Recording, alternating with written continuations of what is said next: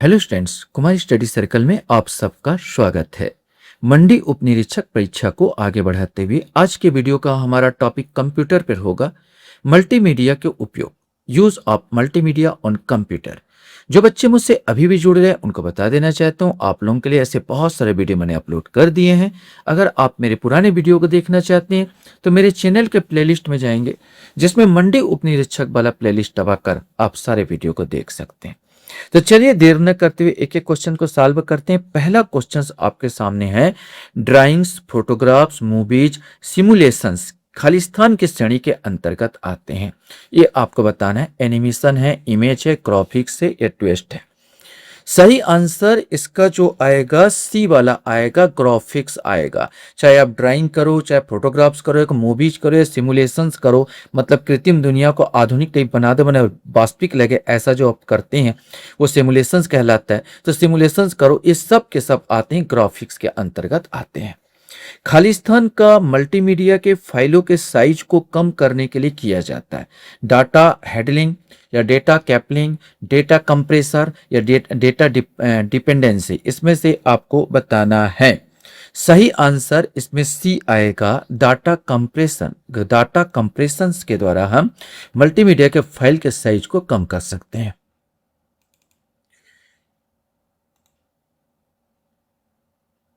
Questions यहां पर हमारे सामने हैं। SVGA का पूर्ण रूप क्या है? इसमें से आपको बताना है कि कौन सा इसका पूर्ण रूप होगा। SVGA सही आंसर इसका सी आएगा, super videographic array. Super videographic array इसका फुल फॉर्म है। मल्टीमीडिया सिस्टम की एक मुख्य विशेषता क्या है? सूचना का धीमा प्रसारण, केवल टेक्स्ट का उपयोग, एकीकरण या केवल हार्डवेयर पर निर्भरता। मल्टीमीडिया अर्थ ही है यहाँ पर एकीकरण करता है बहुत सारे, चाहे वो वीडियोग्राफ्स हो, चाहे ऑडियो हो, चाहे सबको एक एकत्रित कर एक जगह इकट्ठा करना, यही मेन काम है इसका, एकीकरण। तो मल्टीमीडिया आ जाएगा, सी वाला चौथे का आंसर आएगा। वीडियो कॉन्फ्रेंसिंग में मल्टीमीडिया के किन घटकों का अनिवार्य रूप से उपयोग होता है? केवल टेक्स्ट या इमेज, केवल ग्राफिक्स, केवल एनिमेशन, ऑडियो और वीडियो। यार वीडियो कॉन्फ्रेंसिंग हो रहा, वीडियो कॉन्फ्रेंसिंग में बिना ऑडियो और वीडियो का तो कोई वीडियो कॉन्फ्रेंसिंग हो ही नहीं सकता। तो यहाँ पर डी जो होगा ये अनिवार्य रूप से यहाँ पर आएगा। क्वेश्चन यहाँ पर आता है कि मल्टीमीडिया का क्या अर्थ है। अब ये तो कॉमन सा क्वेश्चन है कि ट्विस्ट हो, ग्राफिक्स है, ऑडियो है, वीडियो है, एनिमेशन है, सबका एक साथ संयोजन, सबका एक साथ संयोजन। दरअसल आप लोग ये सब करते हो यार। आप मोबाइल में आप अगर वीडियो डालते हो, आप कोई फेसबुक में वीडियो डाल रहा है, कोई इंस्टाग्राम में वीडियो डाल रहा है, और कोई किसी किसी के ऐप की तरह जोड़ रहे हो, जोड़ के अपना आवाज भी दे रहे हो, और कुछ एनिमेटेड कर रहे हो, तो सब मल्टीमीडिया का उपयोग आप लोग कर रहे हो। आपके हाथ में मल्टीमीडिया है, तो ये सब है, टेक्स्ट है, ग्राफिक्स है, ऑडियो, वीडियो, एनिमेशन, सब का संयोजन है मल्टीमीडिया।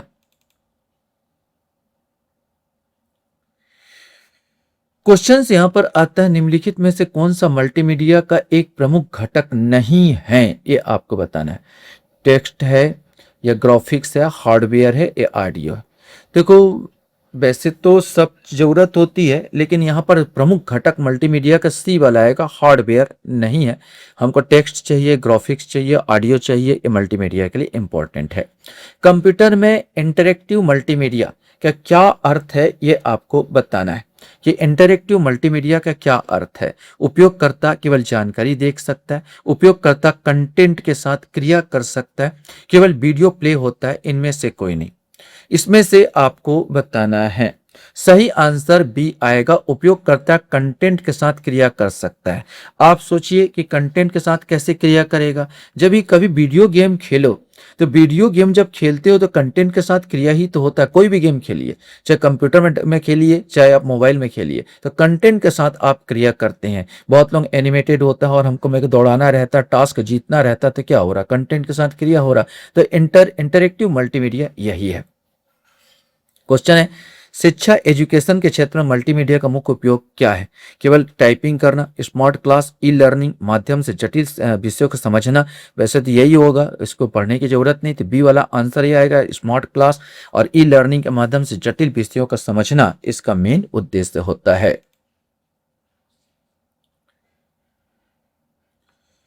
क्वेश्चंस यहाँ पर हमारे सामने आता है, इनमें से कौन सा मल्टीमीडिया का एक स्थिर तत्व है?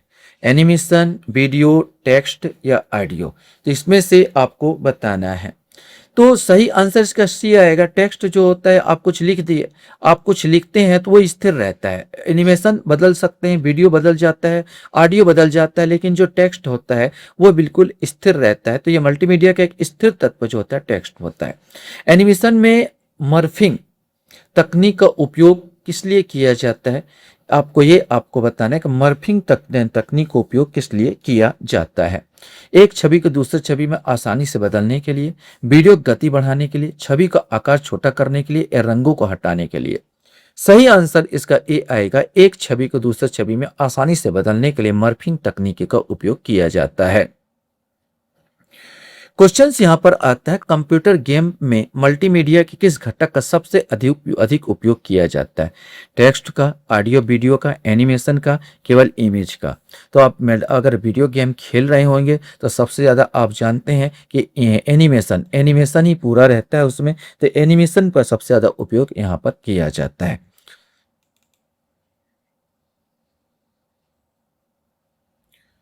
क्वेश्चंस यहाँ पर आता है,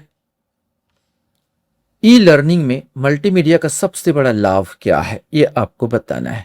पुस्तकों का छपाई बढ़ाना, यह पढ़ाई को उबाऊ बनाता है, वो तो होगा नहीं। जटिल अवधारणाओं का दृश्य प्रभावी प्रदर्शन, शिक्षा की आवश्यकता खत्म करना। तो ये तीनों तो बिल्कुल कॉमन सा बिल्कुल नहीं आता। यहाँ पर यह आता कि भाई जटिल अवधारणाओं का दृश्य प्रभावी प्रदर्शन। मल्टीमीडिया फाइलों को संपीड़ित कंप्रेस करने के लिए किस तकनीक का उपयोग किया जाता है? डिफ्रेगमेंटेशन, डेटा कंप्रेशन, फॉर्मेटिंग या इनमें से कोई नहीं? इसमें से कोई एक आएगा। सही आंसर यही आएगा, डेटा कंप्रेशन। एक बार ऐसा क्वेश्चन बन चुका है इसी टाइप का। मल्टीमीडिया कंप्यूटर में कौन सा हार्डवेयर डिवाइस अनिवार्य है? ये आपको बताना है कि हार्डवेयर डिवाइस होना तो चाहिए लेकिन अनिवार्य है। केवल प्रिंटर, साउंड कार्ड एवं स्पीकर, केवल स्कैनर और केवल माउस? इसमें से आपको बताना है। सही आंसर बी आएगा, साउंड कार्ड और स्पीकर। ये बहुत इंपॉर्टेंट होता है।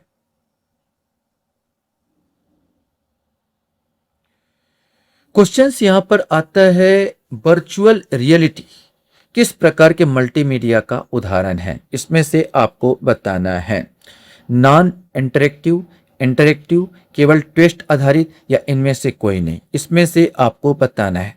सही आंसर इसका बी आएगा, इंटरेक्टिव। इंटरेक्टिव यहाँ पर होता है, ये जैसे आप सीधा सीधा हम कहते हैं वर्चुअल जो होता है, जैसे इंटरेक्टिव माने होता है पारस्परिक।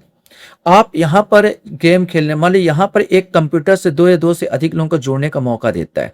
एक गेम को दो लोग खेल रहे हैं, यहाँ पर एक आदमी बैठा है, यहाँ पर एक आदमी बैठा है, और ये अपना कुछ डाल रहा है, इनपुट कर रहा है, ये कर रहा है, उसके आधार पर ये काम कर रहा है। तो ये होता है क्या, वर्चुअल वर्चुअल जो जो रियलिटी होते है, कृत्रिम या डिजिटल दुनिया में हमको ले जाता है। जैसे वीडियो गेम कृत्रिम या उसमें लेके चला जाता है। वर्चुअल रियलिटी ऐसा लगता है कि रियल, लेकिन रियल नहीं है, वो कृत्रिम दुनिया में लेके चला गया है। और इसमें जो होता है इंटरेक्टिव माने दो या दो से अधिक व्यक्तियों को जोड़ने का काम करता है। यहाँ पर तो इंटरेक्टिव, यहाँ पर बी वाला सही आंसर आएगा।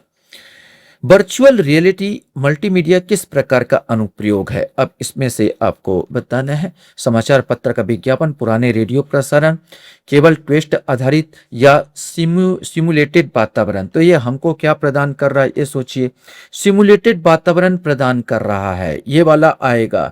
तो ये हो जाए वीआर कंप्यूटर द्वारा निर्मित एक त्रिआयामी वातावरण है जिसमें उपयोगकर्ता बातचीत कर सकता है। यह हम कह सकते हैं सिमुलेटेड वातावरण में कृत्रिम नकल या मॉडल। जैसे हम मॉडल, पृथ्वी का मॉडल, ऐसा लगता है हम उस दुनिया में घुस गए, लेकिन वास्तव नहीं है। यहाँ पर ये सिमुलेटेड वातावरण है। मल्टीमीडिया में लूसी कंप्रेसर तकनीक का मुख्य परिणाम क्या होता है? यहाँ पर बताना है। केवल टेक्स्ट फाइलों के लिए उपयोग किया जाता है, बिना किसी डेटा हानि के फाइल का आकार आधा करना, डेटा गुणवत्ता की वृद्धि और फाइल का आकार बढ़ा होना, डेटा गुणवत्ता में थोड़ी कमी लेकिन फाइल का आकार बहुत छोटा हो जाता है। इसमें से आपको बताना है कौन सा सही आंसर आएगा। सही आंसर डी आएगा, डेटा गुणवत्ता में थोड़ी कमी लेकिन फाइल का आकार बहुत छोटा हो जाता है। यह सही आंसर डी आएगा।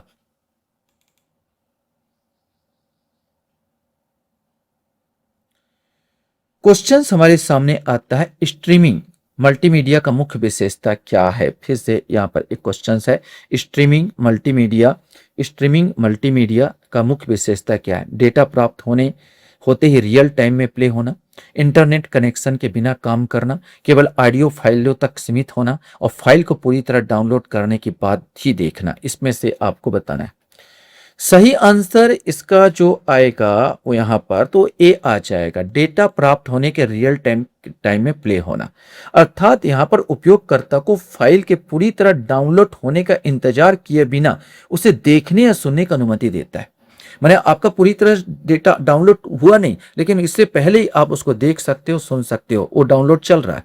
यहाँ पर डाउनलोड आपका चल रहा है और यहाँ पर आप चाहे तो उनको देख सकते हो, सुन सकते हो। इसी को स्ट्रीमिंग कहा जाता है। तो यहाँ पर ए आंसर, डेटा प्राप्त होते ही रियल टाइम में प्ले होना। मल्टीमीडिया में डिथरिंग तकनीक का उपयोग क्यों किया जाता है, ये आपको बताना है। फाइल को पासवर्ड सुरक्षित करने के लिए, एनिमेशन गति धीमी करने के लिए, सीमित रंगों वाले पैलेट में नए रंगों का भ्रम पैदा करने के लिए, वीडियो की आवाज को साफ करने के लिए। इसमें से आपको बताना है। सही आंसर यही आएगा, सीमित रंगों वाले पैलेट के नए रंगों का भ्रम पैदा करने के लिए मल्टीमीडिया में डिथरिंग तकनीक को उपयोग किया जाता है। आशा करता हूं ये वीडियो आपको अच्छा लगा होगा। आप लोग मेरे वीडियो को वॉच करते इसलिए धन्यवाद। Thank you very much.